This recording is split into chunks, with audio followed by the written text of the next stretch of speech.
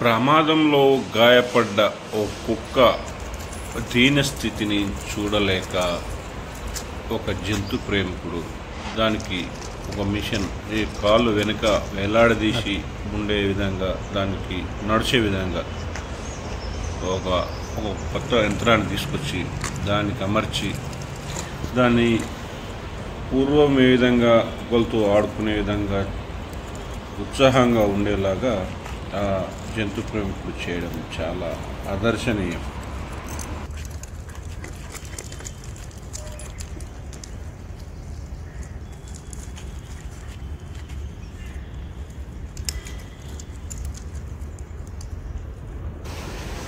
ఆస్తులు పంచి ఇచ్చిన తల్లిదండ్రులని పట్టించుకోకుండా వాళ్ళు ఎప్పుడు ఆస్తులు ఇస్తారా లేదా అని వాళ్ళనే కొట్టే ఈ రోజుల్లో ఒక జంతువు ప్రమాదంలో గాయపడితే ఇలా తన సొంత ఖర్చులతోటి కొత్త ఒక యంత్రాన్ని అమర్చి ఒక జంతు ప్రేమికుడే ఇలా చేస్తే అలా రాక్షసులుగా మారుతున్న అలాంటి పిల్లలు కనీసం ఇలాంటి వాళ్ళని చూసి తల్లిదండ్రులను ఎలా చూసుకోవాలో నేర్చుకోవచ్చు.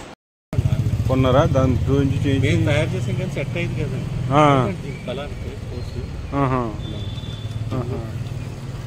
ఏమైంది దీనికి ప్రాబ్లం ఏమైంది?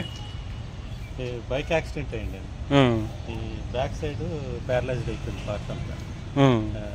అది డిస్క్ కంప్రెస్డ్ అయిపోయి బోన్స్ లోపల అయిపోయింది నడుము దగ్గర. దానివల్ల టోటల్గా ప్యారలైజ్డ్ అయింది. ఇక నడవలేని పరిస్థితులు ఉంటే ఇట్లా చేసినారు.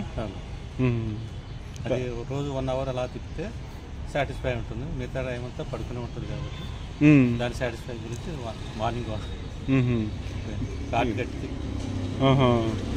మొత్తానికి బెడ్ లాగానే నిలబడే ఉంటుంది. ఇక పాపం ఎక్కడ పోదాగా అంటే మీరు ఇది పెట్టారు కాబట్టి ఇదైంది కానీ మామూలుగా కథలు లేకుండా పడుకొని ఉంటారు. ఎన్ని సంవత్సరాల నుంచి? 1.5 year అండి. 1 year అయింది. స్ట్రీట్ డాగ్ చేసిరా మీరు? వచ్చి అడాప్ట్ అయిపోయింది.